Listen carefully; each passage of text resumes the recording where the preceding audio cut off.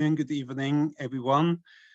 I'm very happy to presenting you or moderating here our webinar from the acquisition and collection development section. And the topic today is open educational resources and collection development. We are very aware that open educational resources is not just a topic we are thinking about. There are quite a lot of sections, even within IFLA, dealing with this topic. Nevertheless, I think, or we thought in our section that the aspect of collection development is one of the shortcomings in the discussion. When I'm talking about OERs, then actually every university is very proud of what they have produced so far, but hardly anyone talks about collection development.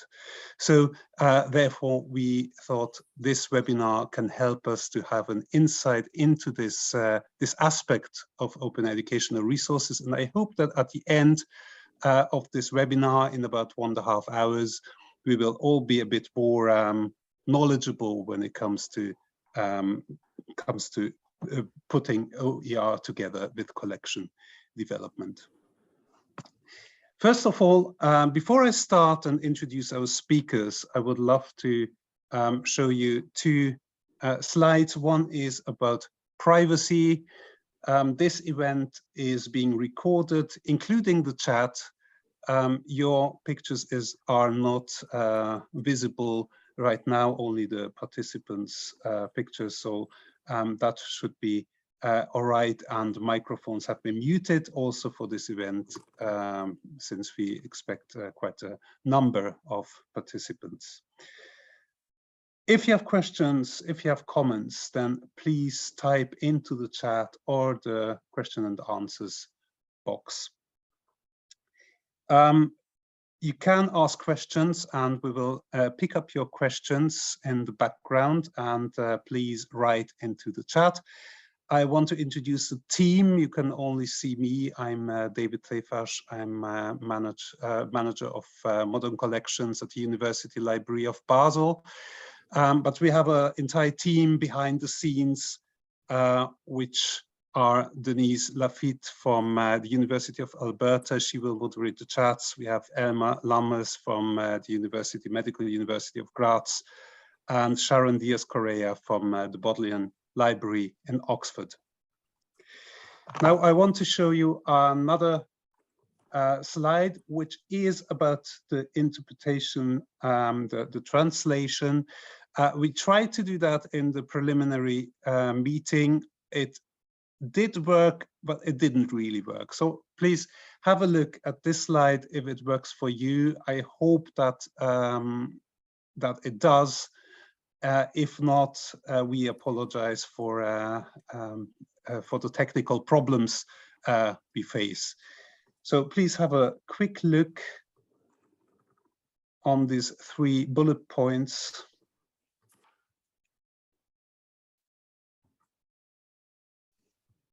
Let's see if there is something ongoing in the chat about that.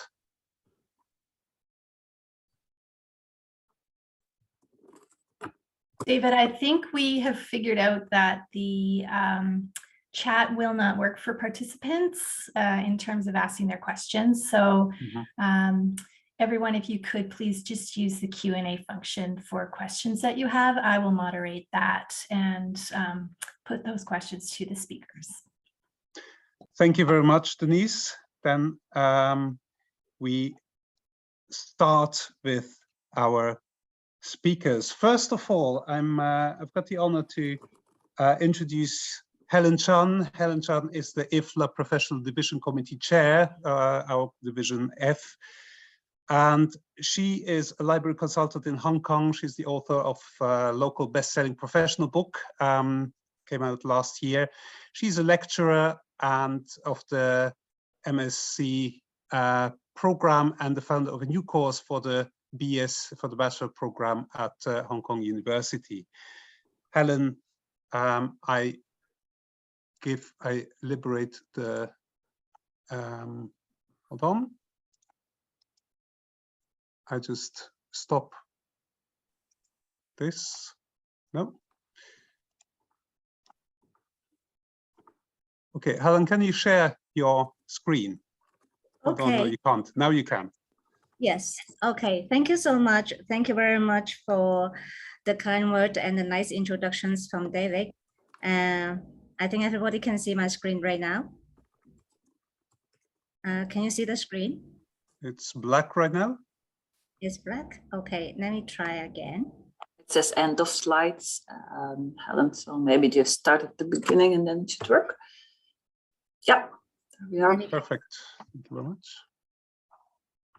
Okay. It's black again, right? Yeah. Yes. Okay. I think I need to do it just like this then. Okay. Yeah, sometimes it happens.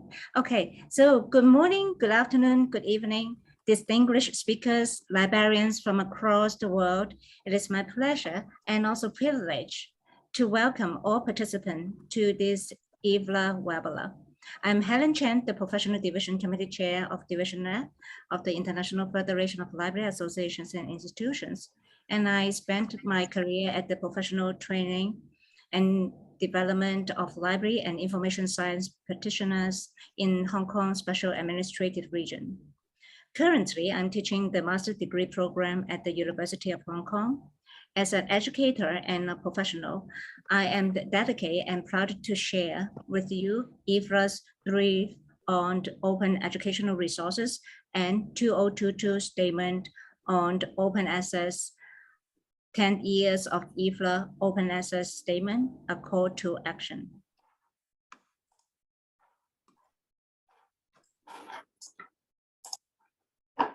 The brief celebrates the commitment of the library sector to make open educational resources a reality and encourages continued engagement by providing background information. It shares the definition of open educational resources, its advantages and challenges to it, as well as international, regional, national policies that are defining and guiding them. There are some key points on the briefing that I would like to highlight today. First, open educational resources are teaching, learning, research materials made available for free and with no or only limited restrictions to support access to knowledge. Second, open educational resources are becoming increasingly important in the educational sector. They have proven their benefits by providing democratic and equitable access to knowledge, supporting lifelong and informal learning, and offering diversified sources of knowledge. Thirdly, librarians are helping to make open educational resources a reality. Librarians make them available and accessible and encourage their production, use, and dissemination. For the details of the briefing, you can scan the QR code or go to the IFLA webpage for it.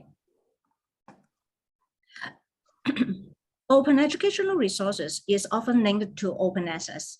So another important documents I wanted to introduce today is the IFLA 2022 statement on the open access. 10 years of the IFLA's open access statement, a call to action. It updates the IFLA's 2011 statement. It affirms the value of open access and related initiatives while outlining IFLA's ongoing work in the area. It also offers a commitment to lead by example and complete the transition of IFLA's publication to open access. The statement declares full and immediate free access to research outputs and publications, ensure that everyone, including researchers, policymakers, citizens, scientists, and the public, has the data, evidence, and knowledge they need to address societal, environmental, and global challenges. Open access moves research towards the goal of full access by removing paywalls and broadening global access across disciplines. Open access seeks to make research globally available and discoverable for the long term and not only in times of crisis.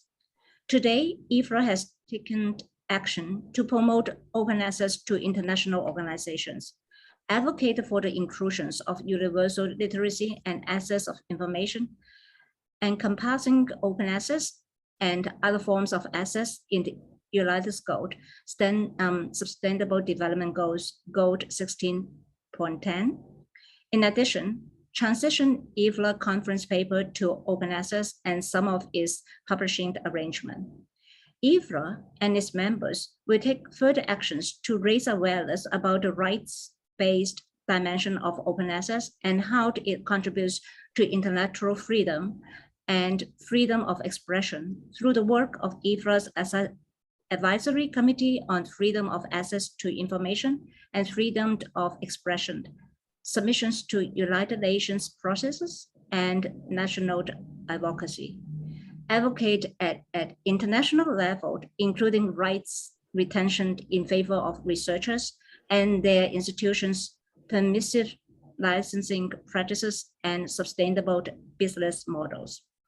Build partnerships with other organizations and utilize existing advocacy opportunities to advance their positions, reflecting the alignments of open access with other issues, including information poverty. Collaborate to promote sustainable investment in the infrastructure underpinning open access. Last but not least, lead by example and complete the transition of IFLA's publication to open access in 2022. For the details of the statement, you can scan the QR code or go to the IFLA webpage for it. My thankfulness goes to the speakers today, including Cécile Swiatek, Ezra Shiloba, Gbaje, Ezra and Mira. I can't wait to listen to all the speakers' viewpoint on open educational resources and collection development. I wished IFLA acquisition and collection development session a successful and fruitful webinar, and I would like to convert my best wishes to all the participants today. Enjoyed. Thank you very much, Helen, for your kind words, and it's very good to have the support of the organization concerning OER, and we can see that IFLA is very dedicated in this field. Now we come to our next speaker, but maybe the next speaker is not here yet. Our next speaker would be Cécile Swiatek, and she just wrote to me earlier today that she's got a struggle. She's also she's a library director of the University of Paris Nanterre in France, and she's a member of the executive board of the European League of Research Libraries and Spark Europe, and also she also is a contact person in terms of open access to the French government, and an appointment like that just came in today, so I hope that she can join us a little bit later. We will see, and we will definitely share her slides. She already submitted. So therefore, I would go to another panelist today, to Ezra Shiloba Gbaje. I hope I pronounce it well.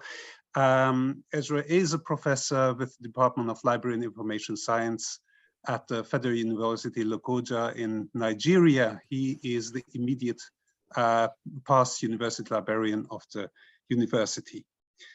And now I will, hold on, I will share his the slides of him. 1 second. Let's see if that works. You can see the slides, I hope. Yes. Okay, Ezra, just please tell me to click further. Okay. The stage is yours. Okay, thank you. Good morning, good afternoon, good evening, all over. I'll be speaking briefly on the OER initiative in Nigerian universities. That is a library perspective. Now, of lately, the regulatory body of the Nigerian universities, that is NUC, has been a driving force towards the adoption of Open Educational Resource Initiative in Nigeria. The Federal Ministry of Education, through the NUC, which is a regulatory body, developed a national open educational resource policy for higher education in Nigeria and was approved in 2018. That is 16 years after UNESCO introduced the idea of open education resource. Now, the National Open Education Resource Policy for Higher Education organized advocacy workshop for all tertiary institutions to sensitize them on the importance of adopting open educational resource material. As a matter of fact, they made it a policy, or that I insisted that every university should, as a way of encouraging them, create a link on their library website or create a site for the open education resources.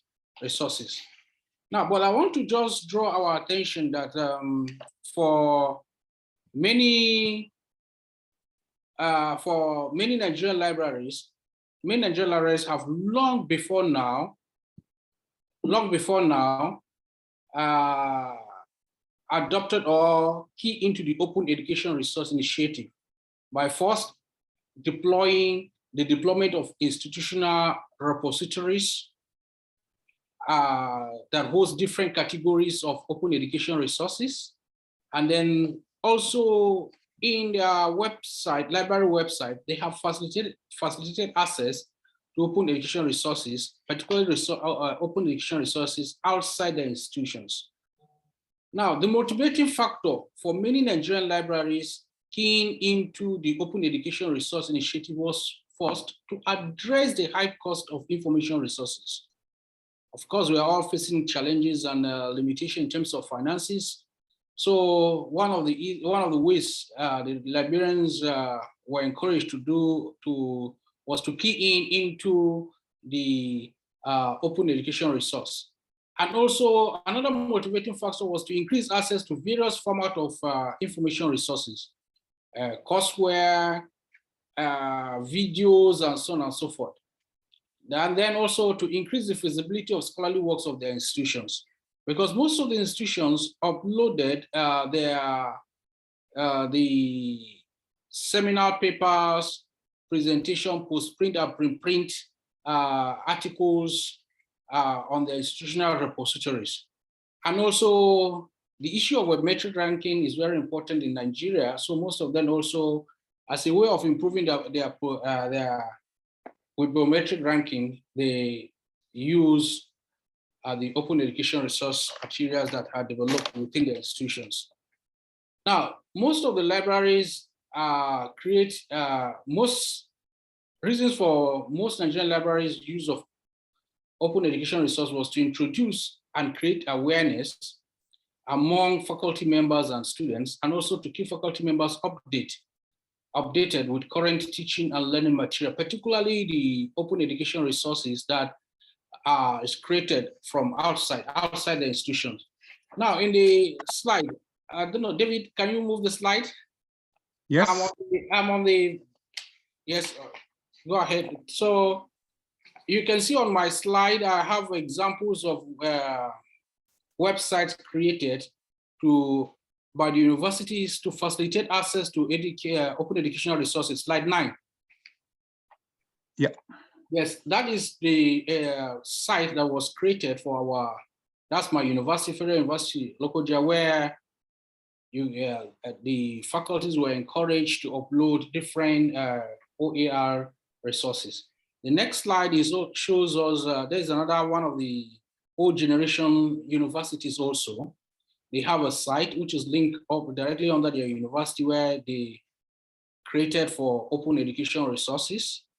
Then the next slide is the private university, one of the private universities. They also have open education resources. All these open education resources are created are the homepage of most of these institutions, because as a way of promoting these open education resources, they make it very visible on their website.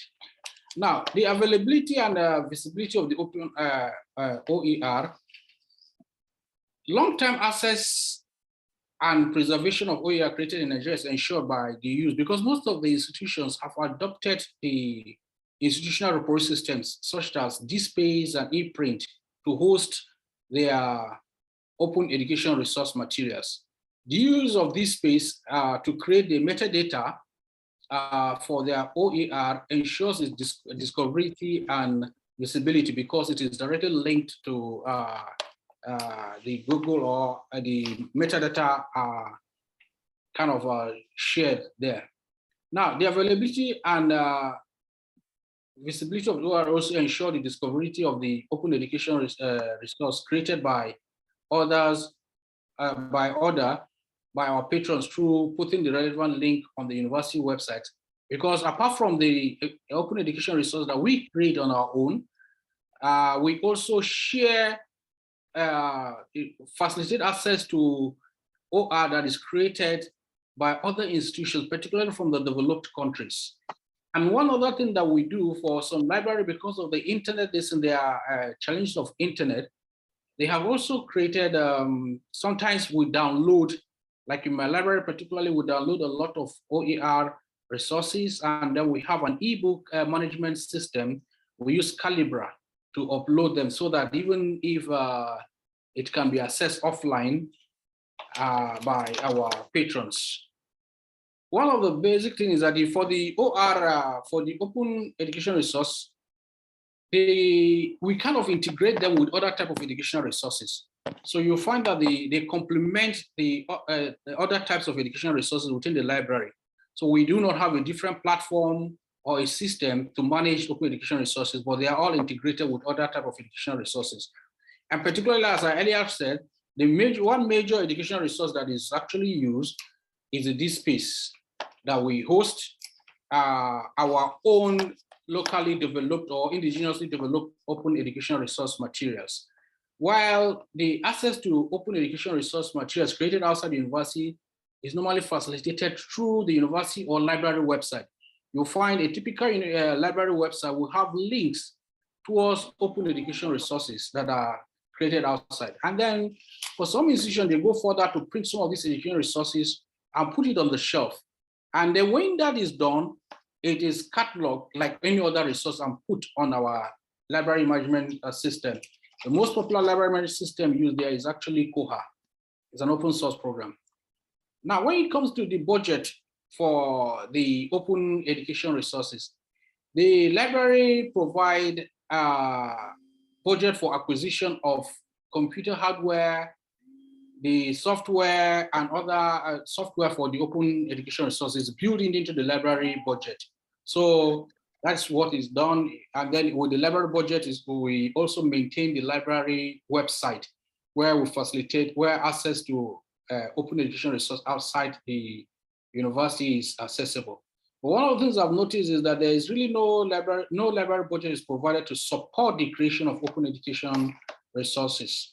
Now, the challenges faced by the libraries in their support for open education resource initiative in Nigeria include: one, the national open education resource policy for higher education and advocacy workshops are not cascaded to the institutional and departmental level. Yes, at the top level from the regulatory body, they are pushing for the adoption and use, but these advocacy is yet to get to the faculty members and department at the departmental level. So I think a lot needs to be done. And then we also have lack of capacity for creating open education resources such as courseware, because you'll find that in most institutions, what you have, there's nearly or virtually a complete absence of courseware materials and video material, indigenous courseware materials and video materials. The ones you have are the ones available from outside the institution. And there's very low participations of librarians and faculty members and other stakeholders in creating and supporting open education resource material. And then the last challenge, or one of the key challenges we are facing, is the poor ICT infrastructure for creating, disseminating open education resource material as well as its utilization. Because of course, most the open education resources is technology-driven, internet-driven. So for the way, that's part of the challenge. And then a way forward. As a way forward for some of the challenges we're facing is we are looking for institutional support for open education resources through, they must provide institutional support that will facilitate the use and the creation through the Senate, the faculty, and departmental level. Maybe they can decide to say, okay, this is a requirement for their promotion, particularly for tenure professors there.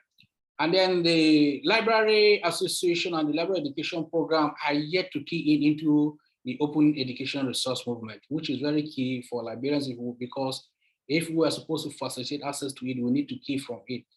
And that is why I said part of the way forward will be advocacy, sensitization of stakeholders on the benefit of open education resource material should be intensified. And then we also talk about one of the way forward also is to building and support capacity that facilitate creation, sharing, and use of open education resources. Then investment on ICT infrastructure for education resource development is very important. Thank you very much. That is my brief presentation. Thank you very much, Ezra, yes, for this insight. And of course, we didn't see all the slides, but the slides will be all published. So thank you very much. 1 second, I just have to yeah, here, stop the presentation. Now, in the meantime, I can see that Cécile Swiatek has arrived. Finally, thank you very much, Cécile, that you can made it possible to come. My question, your presentation, can you show your presentation or shall I try to do that? Whatever you prefer. Okay, I prefer that you do it. Okay, let's do that. That's Hi, fine. everyone. Sorry for joining late. But here I am. So let's share my screen through.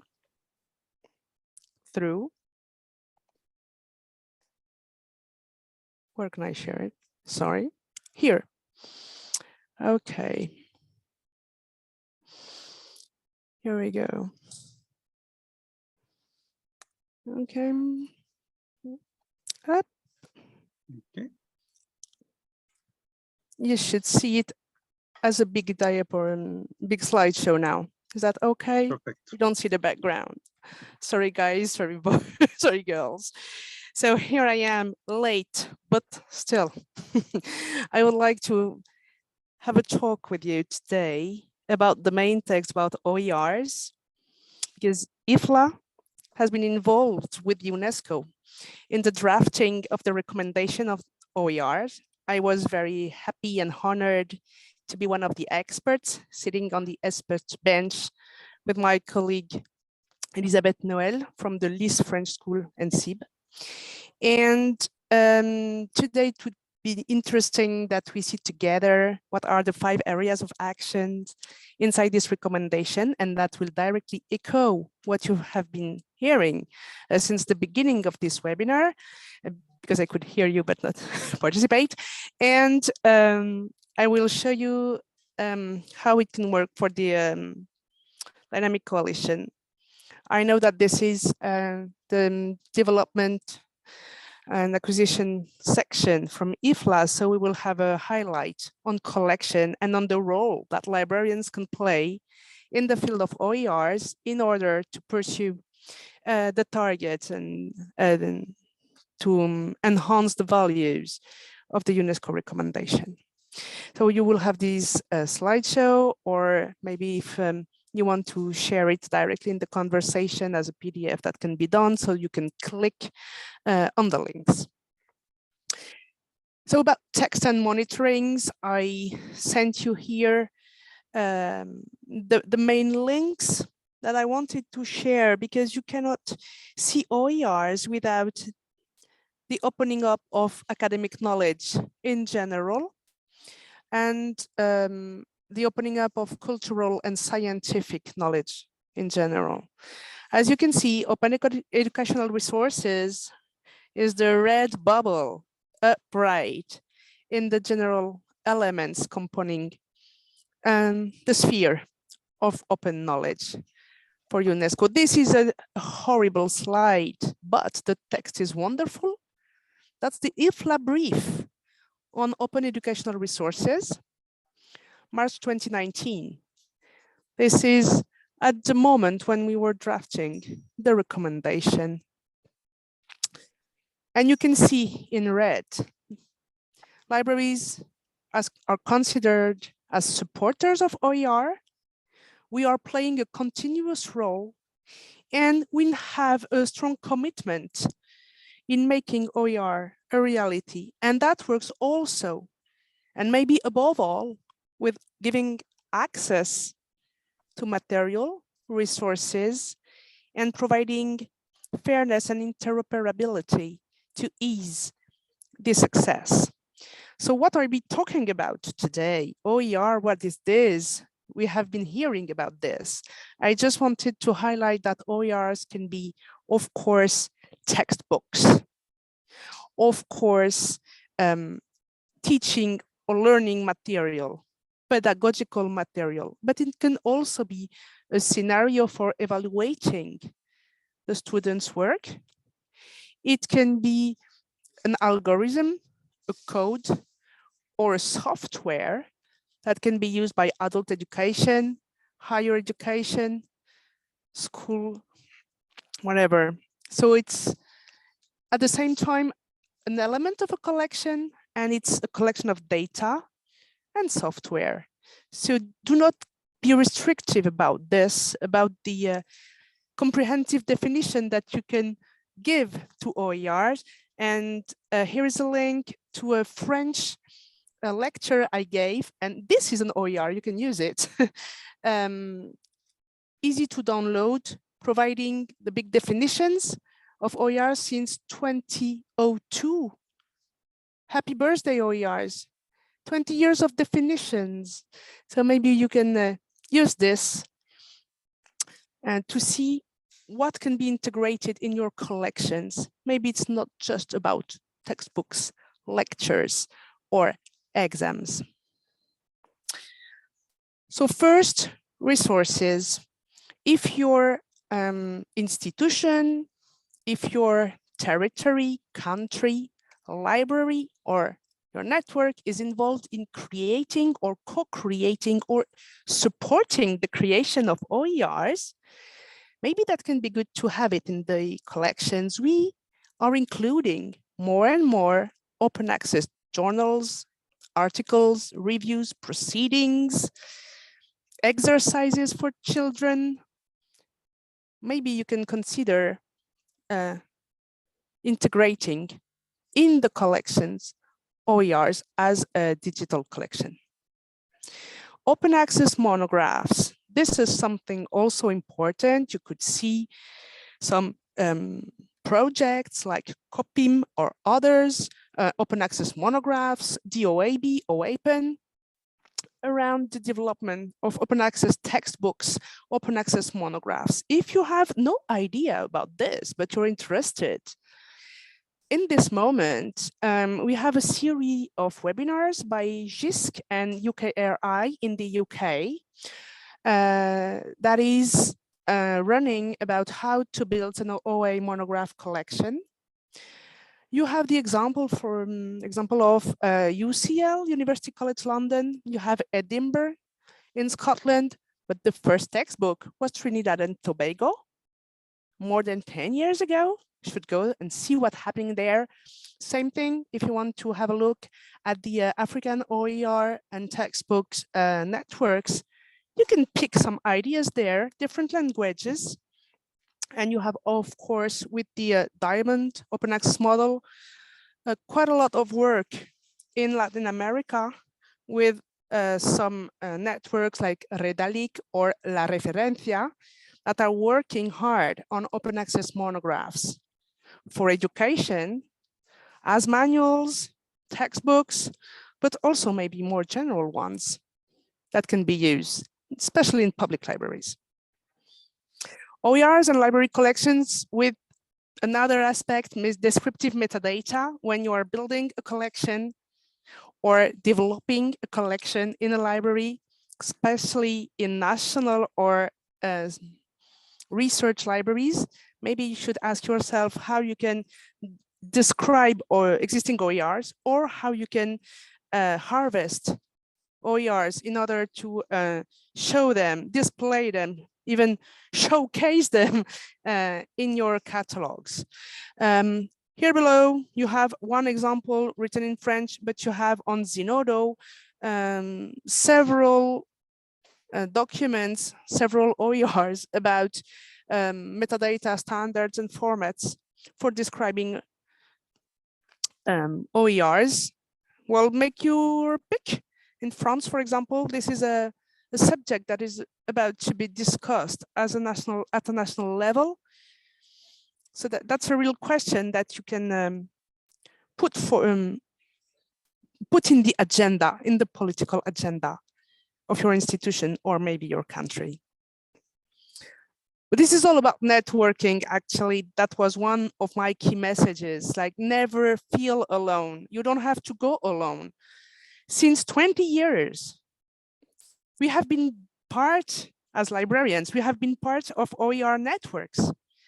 Today, we are seeing very lively networks that are struggling with putting OERs on the agenda after some years.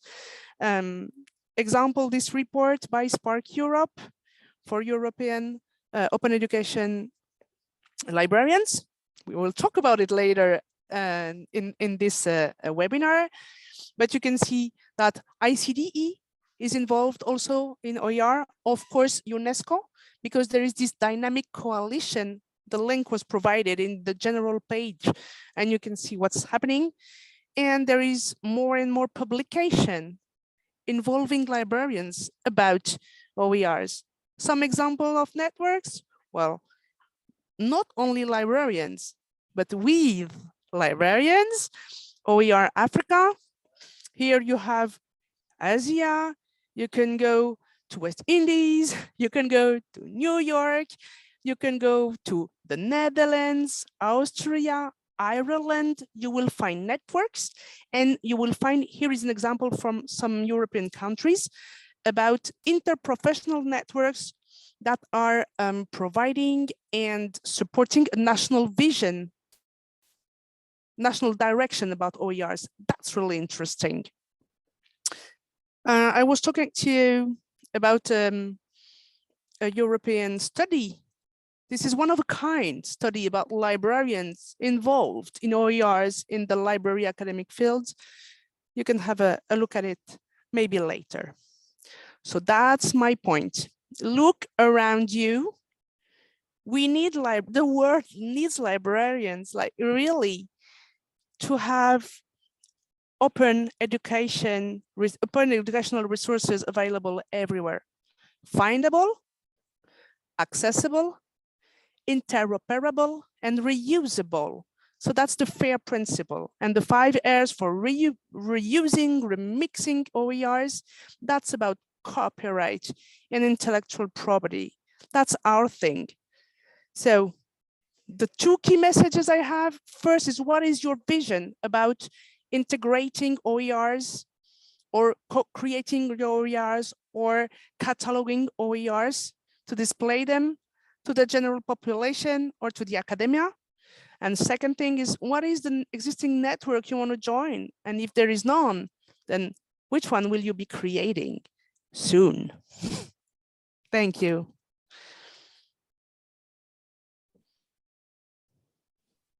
Thank you very much, Cécile, for this for this kind of a manifesto you were presenting to us for action for librarians. And now I don't know how our time schedule looks like, if you can stay with us for a longer time till the end of the webinar. You don't know? Right. So it might be better to have the longest I can. I'm sorry. As long as you can. Okay. So I think it's just for organizational reasons. for everyone who is listening, you can ask your questions anytime during this webinar and through the questions and answers button. And I would propose that we have a look right now, Denise, if there are questions which are mostly directly to Cécile's contribution, and maybe also to the other contributions we have heard before. Yes, we do have one question from Nurul Diana Jasny. And the question is, what do you think about libraries' development and support in OER from Asian countries? What do you know perhaps about that area of the world and what might be happening? So that's a general question, or is that directed to me especially? I don't know. Why don't you go ahead, Cécile? Thank you. Well, what I can see, I'm not a specialist from the Asian region. As you understood, I'm more active in the European one, but OERs are clearly in the target of some countries. Could be, for example, in Singapore, you could see what's happening in the universities where OERs are part of the collections and services at the same time. I suppose that amongst participants, maybe some people who are involved in public libraries with adult education in Asia could participate and send their experimentations or send some feedback or just a URL to a project or to a realization that they have made. Because I have this Singapore experience in mind. I know that in Malaysia, there were also some projects, but I'm not an Asian specialist. So maybe here the colleagues, the attending colleagues can help us having a broader vision on this. Thank you. And I see that Erin has put something into the question and answer on this as well, noting that there is a grant moving forward in Tokyo, attempting to begin building OER research team and network. And she's noted the leads there. Thank you for that, Erin. Did we have any other questions, particularly perhaps for Cécile before she may have to leave, if you had anything specific? Otherwise, we can perhaps hold all of our questions in general for the end. Okay, thank you very much for this brief session. Then I will try to go to the next item. 1 second. I will just, yeah, sorry, I have to do it this way. Yeah, okay. Thank you very much. Then you said, well, go to different parts of the world. And now what we are doing, we are going to Vancouver. Erin Fields is Open Education and Scholarly Communications, working for Scholarly Communications at the University of British Columbia and Vancouver campus. She's currently the lead for the Council of Prairie and Pacific University Libraries Open Education Working Group, and was the Open Education Visiting Program Officer for the Canadian Association of Research Libraries in 2019 and 2020. Now I will stop my presentation here. 1 second, I just can't see it right now. And yeah, Erin, the stage is yours. Thank you. Okay, I'm just going to share my screen and let me know if that isn't appearing, but we shouldn't have a problem there. Okay, that's good. I'm just going to get my notes. Okay, so good morning from my end. My name is Erin Fields, as mentioned, and I just before I start wanted to acknowledge that I work and live on the traditional, ancestral, and unceded territory of the Musqueam people. Today, I'm going to take a little bit of a different look at OER collections from the Canadian North American sort of perspective, and really focusing on collections issues that are arising that make it complicated for us to actually involve collection development and management of OERs in our current processes.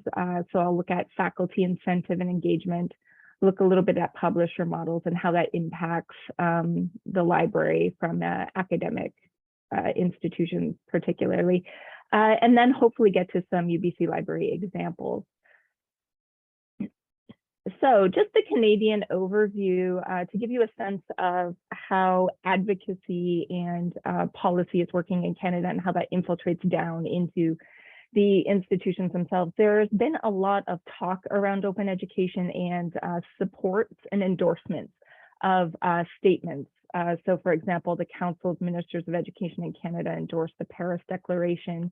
There was a recommendation from the Standing Committee on Finance that recommended that there should be incentives to develop open educational resources, and the House of Commons of the Standing Committee on Industry, Science and Technology also mandated and advocated for learning materials for research and education to be easily affordable and fair. But it's been a lot of endorsement and not necessarily a lot of funding, or funding that is actually stretched across the nation.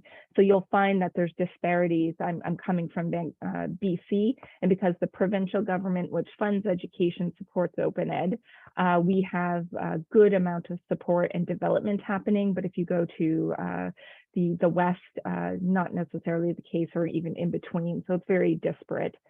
What that means is that there is work that's trying to occur right now at that federal level. We've developed through the Canadian Association of Research Libraries a national advocacy framework for open education resources. And the whole purpose of that document is really to assist post-secondary groups in advocating for federal involvement in OER, but also we outlined 27 approaches to be taken by the federal government to strengthen the ecosystem, particularly focusing on infrastructure, which is where collections come in, as well as culture and language, accessibility, and Indigenous engagement. And we're going to be hosting a national summit with the big players from the federal government, education organizations across Canada, provincial government, in order to potentially get signatories to this advocacy statements and policy directions. And we'll see how that goes. A little bit more background, just a quick overview of the Canadian environment for open education. There was a report that was completed again through CARL, that Researcher Libraries group, that reviewed over 250 post-secondary institutions in Canada with the objective of really understanding what open education initiatives look like in academic environments and college environments. And how that is playing out in terms of work and engagement. And what we really found is that libraries are tending to lead in the provision of information and services around open education resources, and often in collaboration with teaching and learning centers to provide support to faculty around creation, adaptation, and adoption. Currently, there are no Canadian provinces or territories that have adopted an OER policy for the education sector. There are a few institutional policies that encourage the creation of OER, but they remain quite rare. And that actually impacts how we disperse our budgets inside of those academic institutions, which then of course impacts collection development and management. And then also the development of OER is not really established as a core service or activity just yet. So while librarians are doing the work, of course, it is the work on the side of the desk for many of the institutions themselves. I'm fairly unique. I think I'm one of maybe 10 librarians in Canada that actually have open education as a part of their stated work and their job titles. So then taking a look at some of the barriers, resistance issues around OERs and how that affects collection development. There is a lack of receptivity of faculty to engage in OER, and that has a direct impact on collection processes, funding, services that are organized in our libraries. So it's really impossible to speak about collections without really talking about the concerns and barriers of faculty to create, but also the barriers that they face in even just engaging with those sort of collections. So there was a report that was done in 2014, which is called the Babson Survey of Research Groups. And I know it feels like it's old, but the top 3 concerns still remain the top 3 concerns for all faculty who are engaging in open education. And those are primarily that there isn't a comprehensive catalog to find open educational resources.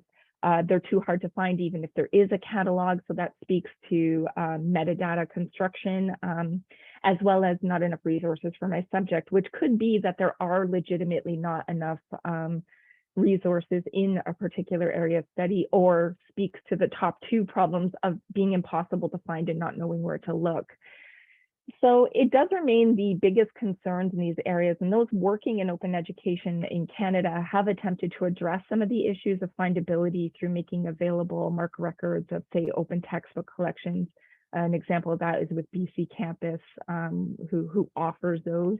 The development of open education meta finders that really aggregate open education platforms or collections through one searchable interface, and also through the development of repositories that specifically address open education needs. Those repositories usually are external to academic institutions, which is a problem, and I'll discuss why.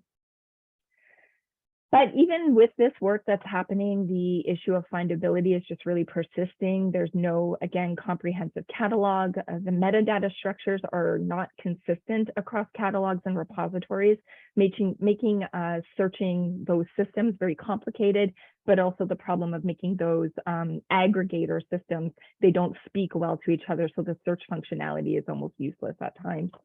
And then finally, when we're talking about systems that exist to archive openly accessible content from faculty, students, etc., inside of the library, we are obviously talking about those institutional repositories, but they are designed for research outputs and not necessarily educational outputs, which causes some resistance in using existing library infrastructure to serve up open educational content. So then there's the publisher impacts and what is happening with publishers in North America, and maybe in your own, where you are from as well. The biggest impact for traditional publishers with open education resource development is the rethinking of their product to be less about the objects themselves and more focusing on the packaging of those resources. So we're seeing really 4 models that being developed by publishers like Macmillan and McGraw-Hill and Pearson, Cengage, those big publishers of educational content. But I'm only going to focus on the one because it is one that has probably the most lasting impact on us, especially after COVID happened. And that is the one that is talking about the learning management system / content management systems that are being offered by these publishers. So there's the development of learning management systems that really integrate open educational resources to provide an added functionality and interactivity. So there will be copywritten content in there from the publishers, as well as open educational resources packaged up inside of a learning management system that allows you to integrate grade functionality, all of those pieces, quizzes, ancillary resources, and all of that is being formulated into something that is being delivered to faculty. So it's no longer an individual textbook, it's this whole experience. Essentially, the focus is really turned to the value added serving of content over the content creation itself. So we've seen publishers really pull back from further development of, say, their open textbook catalogs or their textbook catalogs, period, into these LMS systems that really are about data scraping of student data, academic, institutional data. So then what is the library collection impacts of all these things? I'm not going to go into a great deal about the importance of understanding COVID's impact, because I do think that had a pretty significant impact, and it's hard right now, but I also think it's hard to say what it's going to look like in the future. And it will have a lasting effect on our collections practices for both closed content and open content, in particular, as we're talking about copyright and intellectual copyright and permissions around text content that are used inside of courses that need to be digital and are not digital. And there was some activities going on during the COVID period where publishers were serving up this LMS system for faculty that were panicking about transitioning to fully online when our institutions were closed. And so there was some interesting and yet questionable practices happening there. So, but just to say that COVID is impacting all of these things that I'm going to talk about. But first, collection development processes for libraries inside of Canadian universities, North American universities, and I'm not saying colleges, there's a different sort of mandate for collection development, but for many Canadian university libraries, there is a restriction on the purchasing of educational resources for the classroom. And this is, the focus is on developing a research library rather than an educational resources library. So we don't purchase textbooks, we don't purchase content that directly is added into a 600 classroom of students. And this impacts what is then added to our collections in terms of what is cataloged and put inside of our collections. And it's making it difficult to unearth open educational resource content for faculty and students when our library systems are not actually cataloging or indexing that kind of material. OER also encompasses more than text. The text process is easier to manage within our collections. So developing a practice as there is a workflow to get content into the catalog if it is a book or if it is a media item or if it is an article. But as soon as you start working with faculty and more, they're creating objects that cannot fit within our traditional collection systems, like say 3D models is a good example. And we can't use the existing infrastructure to house that content like our institutional repositories because they're not made to house that content. It becomes difficult again to share what is being developed in the libraries or in the universities in our current collection systems. And finally, the collection practices of how it works, at least in most Canadian institutions, is that it's in the hands of subject liaison librarians who often are using vendor tools to do their collection development. So they'll select material for inclusion in the collection using like a tool like Gbaje is an example. Once they select a resource, it will be added to the collection with a MARC record that was already made available by the publishers. This is not the case for OER. OER is not reflected in vendor tools, so there is no financial aspect to the transactions for OER. And this causes a significant barrier in the processes of selecting, as it's not a part of existing ways of selecting content to add to our collections. So it's more of a hand selection process, and potentially unique catalog records have to be made, which is difficult in our current systems. Just to mention about course reserves quickly, course reserve requests are now reflecting new publisher models. So like we were mentioning, that LMS sort of systems that are coming out. And many faculty are requesting access to collection platforms rather than individual items themselves. And these requests absolutely increased because of COVID and publishers' marketing and promotion of those tools. Basically, the interesting thing is this content is rarely unique inside of these collections. The library usually owns, at least I'd say 95% of the material that are inside of these new platforms. But the benefit for faculty that they see, especially during that COVID period, is that it was a set solution. There was a learning management system, the content was already in there, the tests and quizzes existed, and it was inside of one tool. So now we're getting requests to purchase those tools. And this is definitely something that our budgets can't manage. It limits what we can collect, and our focus is on research objects, not necessarily course content objects. So those requests are going unfulfilled a lot of the time, or all the time, basically. And lastly, findability. Accessing the records of open educational resources, I think I've kind of said this already, is quite complicated. We do have our search and discovery layers, which do have example of Summon, that is a Clairviet tool, that do have records on the back end that are open education records. But it's up to whoever has developed those objects to actually make those MARC records available for that search and discovery layer to pull in. And the fact is that most OERs that are developed are not adding that collection process of actually creating records to be pulled in to systems. Additionally, locally developed content is very difficult to add into the processes already existing within inside of our institutions to catalog, as much as our cataloging is copy cataloging rather than individual record cataloging. And finally, adding to our institutional repositories is quite complex, as institutional repositories are meant as an archival space for research objects, not as a space for open education resources, which are never truly complete. Objects get changed, modified, updated by the course's continuous use and creation, and there is no version control that is actually inside of many of our institutional repositories in Canada. So it's too difficult to actually showcase the additions, modifications, and changes that have happened. Now I know that I'm at 15 minutes. Should I just stop there to support everybody's time? If there are questions about the Canadian UBC perspective, I can answer those in questions. I just want to be conscious of that. Yeah, that would be fantastic. Thank you very much, Erin, for this insight. And we go to the before we come to the questions.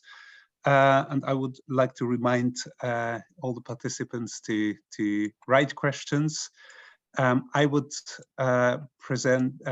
introduce our last speaker today. Yeah, we have here Mira Buist-Zhuk. I hope my pronunciation was fairly okay. Perfect. Mira, thank you very much. Mira is an academic information specialist at the University of Groningen Library in the Netherlands. She leads the open education pillar of the university's open science program, and she's actively engaged in building services and infrastructure to support teachers in the area of OERs, open textbook publishing, and also, as we heard, related copyright issues. I will stop my presentation and would ask you, Mira, to share your presentation with us. Yes, thank you, David. Good afternoon, everyone. Good morning and good evening. I hope to switch quickly to my slide. And I will go into full screen mode and hopefully you can see it clearly like this. Good. So welcome everyone. Indeed, I represent the University of Groningen Library in the Netherlands. And well, our library strategic agenda is called The Future is Open. So I played around a bit and well, turned it into the Library of the Future is Open. Now, how can we get there? How can we enhance our skill sets to get there? And hopefully this will also be partially an answer to the question we saw in the chat from one of the participants. How can we train ourselves into working with OER, into dealing with OER? This topic was inspired by talking to my collection development colleagues at the University of Groningen Library. And I saw that there's a need for this topic on the one hand. On the other hand, they don't know how much they already know. So hopefully I can show you that as well. Let's dive in. Now, let's set the stage on the way to open. Many of these developments and issues and concepts are quite familiar to you in your daily scope of work, but also beyond that. So, of course, we are operating in the framework of sustainable development goals to which our governments, the governments of our countries have agreed and which are also being implemented by the institutions we work at. We are working on providing access to quality education, access to information. And this is all happening in the age of accelerated digitization, something also that Erin was commenting at with COVID-induced developments of the rapid need for digitized resources and e-textbooks and online information. Now, this is all happening in the age of copyright restrictions, at least here in the Netherlands. Copyright restrictions are more and more visible for the education our teachers are providing and our students are receiving. And of course, many of you have heard of the e-book sauce campaign. a librarian-led campaign for a fairer e-textbook market for libraries. First of all, induced by the extremely high and rising costs, high demand for digital materials, and more limited access, restrictive usage conditions, complex licensing models. So all of it we know as the e-textbook crisis. And I've spoken to colleagues from Ireland some days ago, and well, they also commented on the situation that's developing there, with one of the major publishers withdrawing textbooks from the collections, from the access. This doesn't align with sustainable and equitable collection development efforts that all of us are trying to contribute. So we also have a lot of affordability challenges, both on the sides of the students who are not able to afford the textbooks, but also on the sides of the institutions, libraries, and for whom it's more and more difficult to procure, to purchase collections of textbooks or licenses for e-textbooks. Now, we also see that corporations and commercial parties more and more often become the gatekeepers to knowledge. And how can we ensure that they remain ethical in this gatekeeping function, the function that has been for ages also partially performed by the library per se? So this also has effect on the academic freedom of our teachers, of our researchers, of our students, and ourselves as library professionals. So sketching the stage, seeing the issues we have to deal with on the way to open, towards open. Now, what will be our answer to these challenges? There are multiple answers, and one of the answers hopefully is open education, and namely open educational resources. Now, how can we deal with OER? OER are extremely useful. They're quite varied. They're adaptable. They're plentiful. There are lots of them all over the place, as you've heard from my co-speakers. There are many benefits in using OER in your teaching and having them in your collections. They save costs for learners and for institutions. Students learn more when they have access to these materials from day one of their studies. And technological improvements are also possible when using the technology to improve the teaching and learning practices at our institutions. Now, access to better education, access to good quality education means also a better future. So in many of these ways, OER are quite interesting to explore, but how do we navigate this space? Well, I propose us to use the UNESCO competency framework on OER, and UNESCO distinguishes these 5 key competencies or skills that you as an educator, as a librarian, as a specialist engaging with OER should have in order to effectively engage with this topic. Well, first of all, it's building familiarity with OER, learning and knowing how and where to search for OER, knowing how to use OER, how to create and how to share OER. Now, there's only so much I can tell you in 15 minutes allocated to this presentation, so I will focus on the first 2 and provide a brief overview of the rest. And you will see how much you already know, and you will hopefully also discover some of the gaps that you can fill in by referring to more resources that I also link to in the slides and in the slide notes. Because we need you to also help us in advocacy efforts for open and for open education per se. Now, we're using this UNESCO competency framework at the University of Groningen when teaching our teachers and support staff about OER. We deliver webinars and workshops that revolve around this set of skills, set of competencies. The workshops are delivered by OER specialists, in our case from the University of Groningen Library, together with didactic experts, our colleagues from Teaching Training Center, Education Support and Innovation.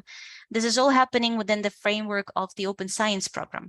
And luckily, well, one of the good consequences of Corona was that we now have access to lots of recordings and lots of slides that we have been sharing digitally. So I also linked to the recording of one of our workshops from last year when education was still taking place largely online.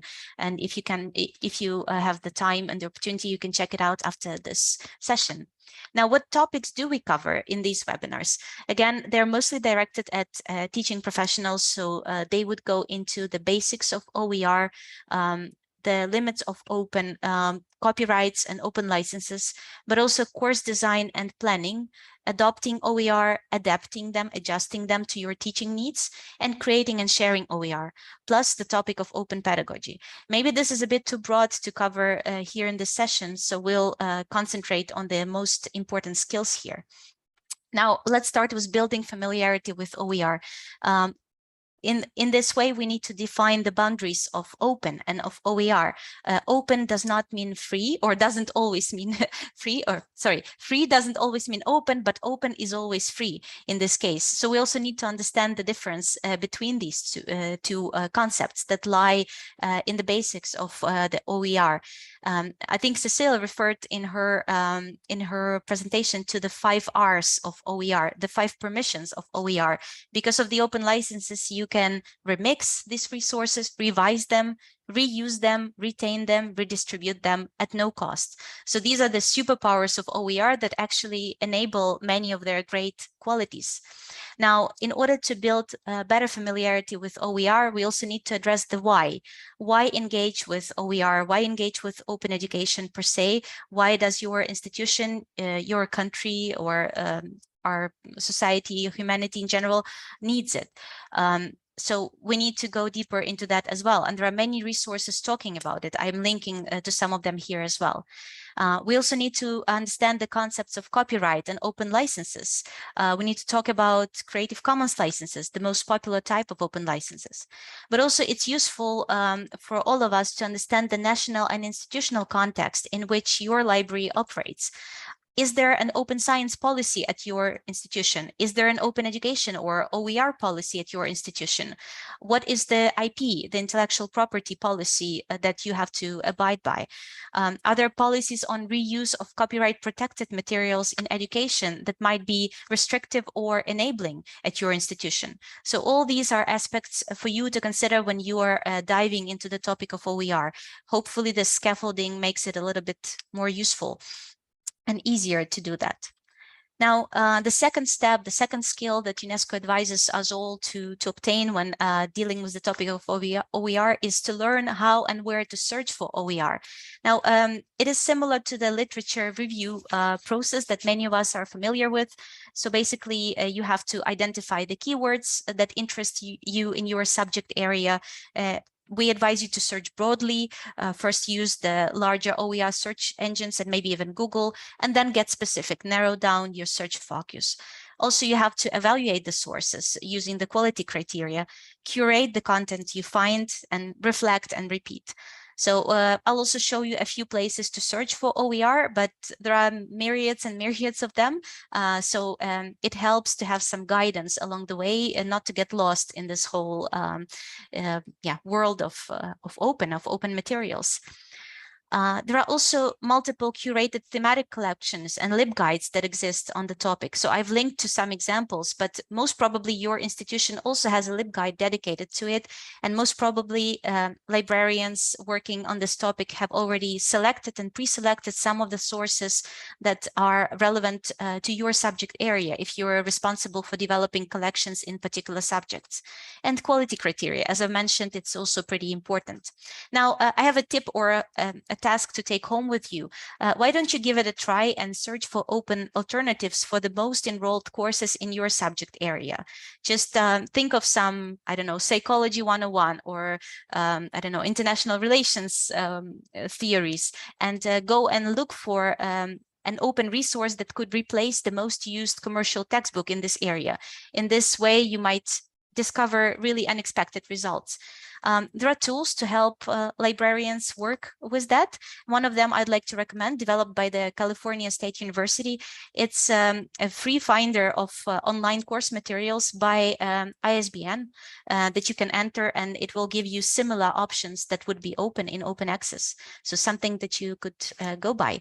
Now, there are multiple places to search for OER, as I've mentioned, easy to get lost in them. Well, I grouped some of them here for you, and in the slides, you'll be able to just click on them and go to a particular repository or search engine that will take you to the place that gathers metadata about the OER in question, or collections of open textbooks and open courses and courseware, or collections of open and freely licensed images here. Now, the quality criteria, also important to keep in mind when you look at any OER. There are many guides on the quality criteria in this realm as well. We divided them into 4 sections. This is how we also teach this topic to our teachers, who will also need to select and have some kind of quality sift for the resources they come across. So decide which criteria are most topical for you or for the teacher you're working with, you're trying to help by finding open materials.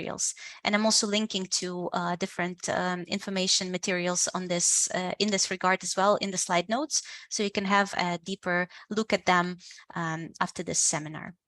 Now, using OER. Using OER is also quite a broad field, so I would like to give you a quick look into how the teachers are or can be using OER.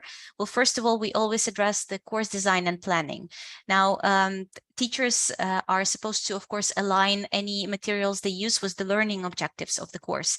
And it's better to have OER materials integrated into the course design from the very beginning by default. Teachers could also engage in OER-enabled open pedagogy, co-creating materials with students so that students also bring something of added value and not just receive the grade and forget about their assignment, but actually contribute to something larger, something maybe more meaningful that could be reused by next year's students or by society in general. So we call this, development open pedagogy.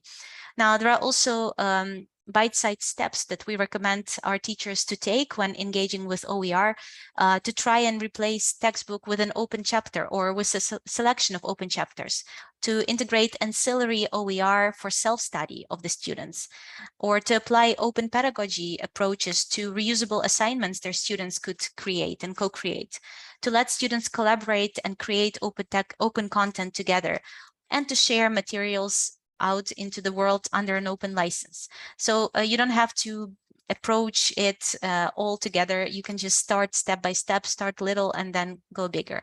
So what can teachers do with OER? They can adopt the material or a textbook as it is. They can adapt it, modify it, localize it, translate it into the local language, insert some local key learning points they would like their students to get. They can create a new OER from scratch if they see a niche that's still absent in their subject, and they can combine what already exists in several sources and their new materials. Creating and sharing OER. Well, for some teachers, OER creation is a byproduct. They have been creating something else and then they decided to set it out in the open. Sometimes the creation of OER is the assignment from the beginning by the teachers and by the students. And of course, you have to also pay attention to the quality considerations. I'm also linking here to a nice resource, Biopsychology, created by our teacher at the University of Groningen. So maybe you can explore it later in your own free time. Now here it helps for you as subject librarians or collection development specialists to learn what kind of support services already exist at your library, where you can redirect the teachers and researchers that need help with OER. Support point, copyright knowledge center, training materials, content creation tools, access to a repository, or access to publishing platforms. Many libraries already have access to that, so just orientate yourself as to what already is out there. Now, where do I propose to go from here? I think many of us can agree on that it's getting more expensive not to be open and not to try to be open and not to bring open into your collections. So try and make open part of your core business. For this, you of course will need more active collection development approaches. So why don't you start your own collection of OER in your field of expertise, in your subject area, and curate it? Gather some OER use cases by teachers who have been creating them and reusing them at other universities, and best practices for your subject that you can then use when advising teachers in your particular subject. You can also, and we invite you to advocate for open. You can use openly shared arguments. The beauty of it is that you don't have to come up with them yourself. They have already been developed and prepared by your colleagues. And I'm linking here to the NOL Toolkit, the European Network of Open Education Librarians. There you can find many visuals and good arguments for promoting OER and experimenting with OER.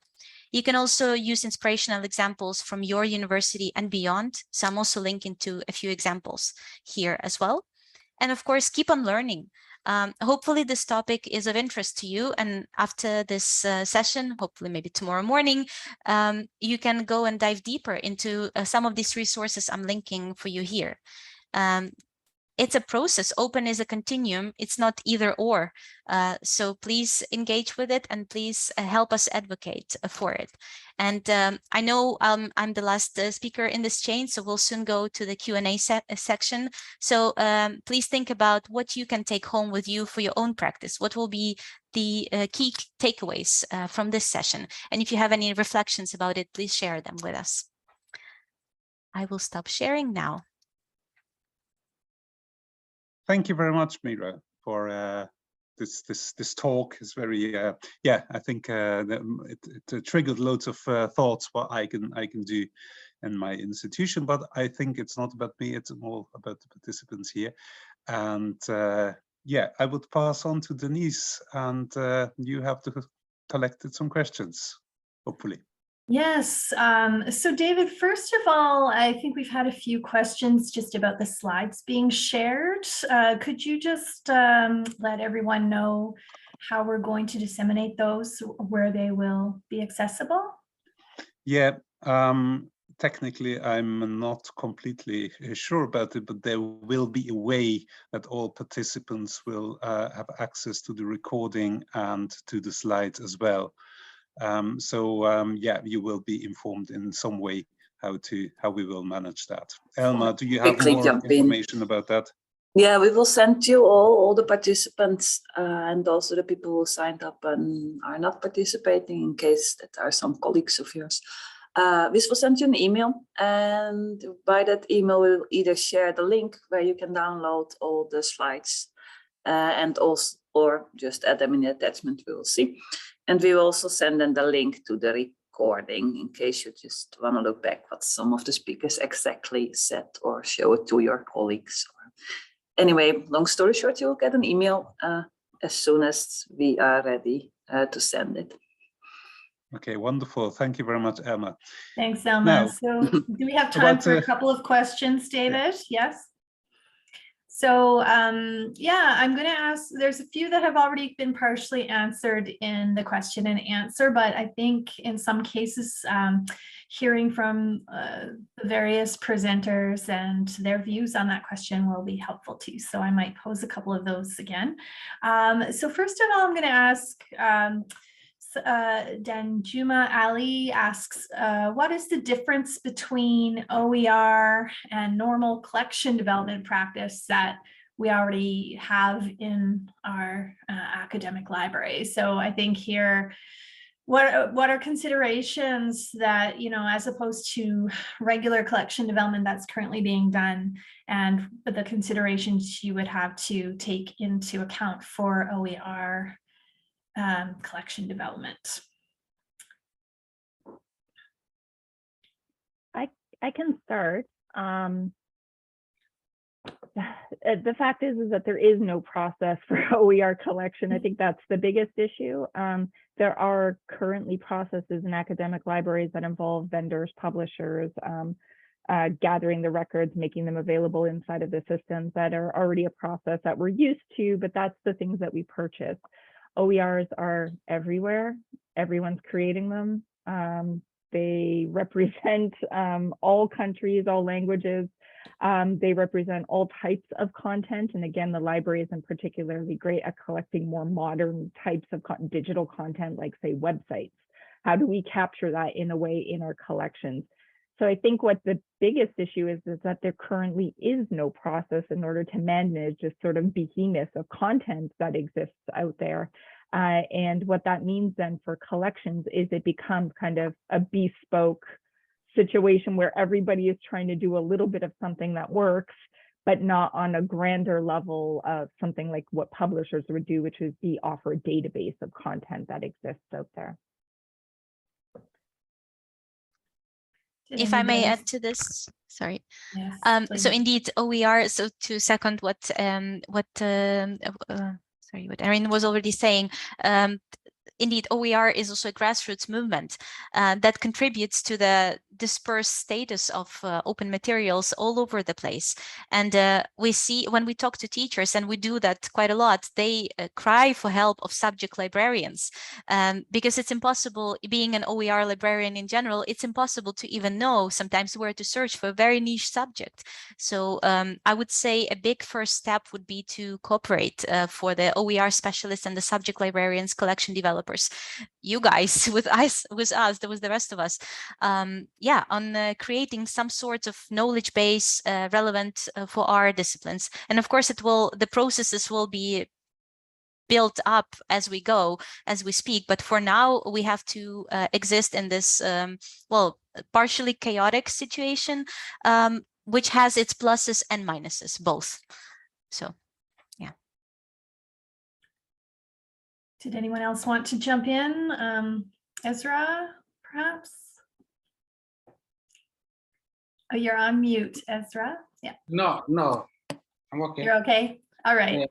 Another question that came up was, what do you think of tools such as Pressbooks for publishing OER? And Erin had written something here. Erin, why don't you just maybe summarize that vocally? That would be great. Yeah, sure. Just to mention that UBC, and in fact the entire province of British Columbia and Canada, has access to Pressbooks if you're associated to an academic institution, and that is through a large provincial body that has provided that to us.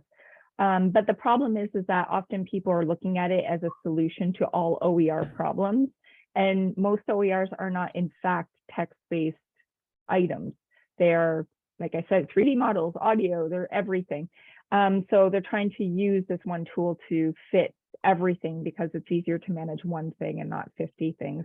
So that was my mention, is that not one tool does not, rule them all like the Lord of the Rings here. It just doesn't happen, and there is not one tool.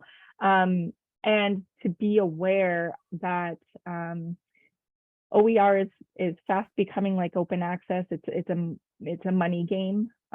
So there are several tools that are being built for us to use that end up being nothing in the beginning, and then 5 years down the road, after you've implemented and used it, now are being monetized. So OERs are not free on a variety of levels. Of course, the work of the faculty members, the work of students, but then also in terms of platform use.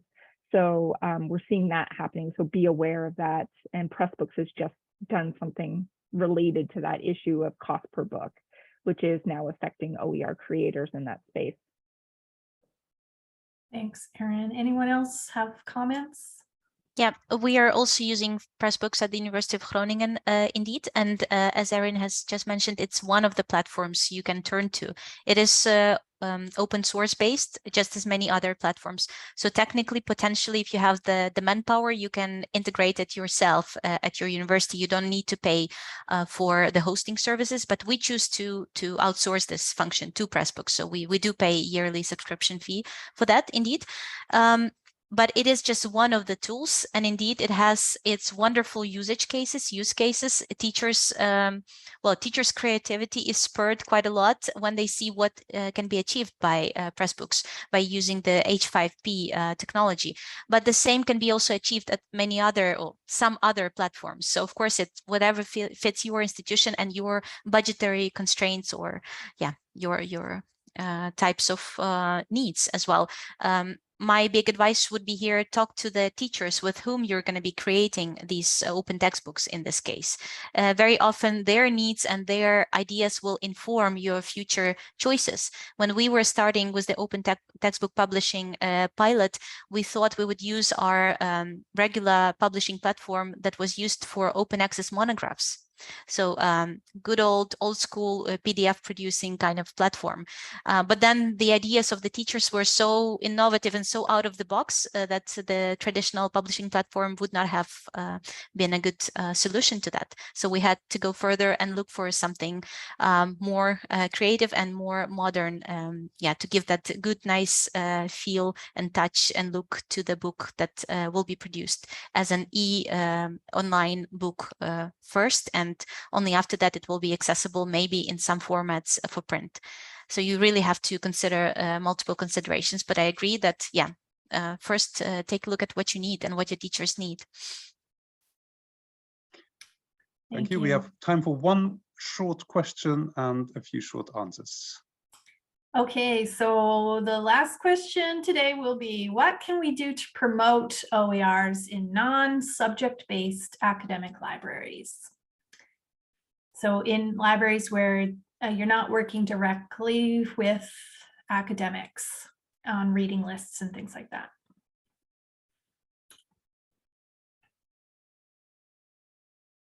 Jump in, anyone. I would suggest that it's always good to start working with your students to advocate for the use of open educational resources as a beginner. There are several campaigns that students can roll out that get attention from administration and from faculty around open education use. In Canada, I believe also in the US, we do textbook broke campaigns where students will show the cost of their resources and tweet it out or show it to faculty so they get a sense of that extra cost. I think it's important that the groundswell has to come from the students. It's easy to ignore librarians, I find. It is not easy to ignore your students when they are telling you that something is important to them. So partnering with them to start doing that push towards a conversation around open education, I think is always a good start.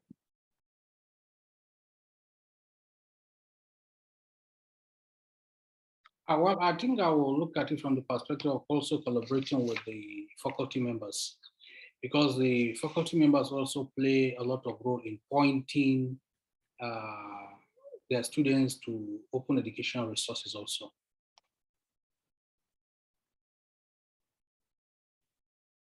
Okay, thank you very much, Denise. Yes. Well, we came to the end of this very interesting webinar. I think the hopes we had I had in the beginning to know more about collection development and OER has been fulfilled. I think when I have the chance to get through all the slides, there will be the possibility to really take action also in my home institution.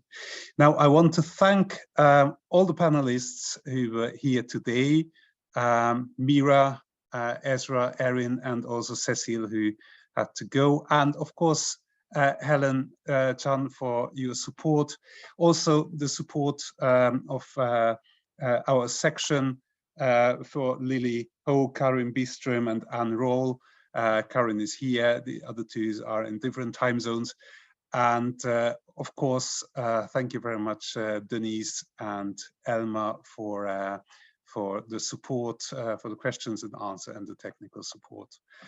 Thank you very much. Have a nice day, have a nice evening, have a good night, and I hope to see you soon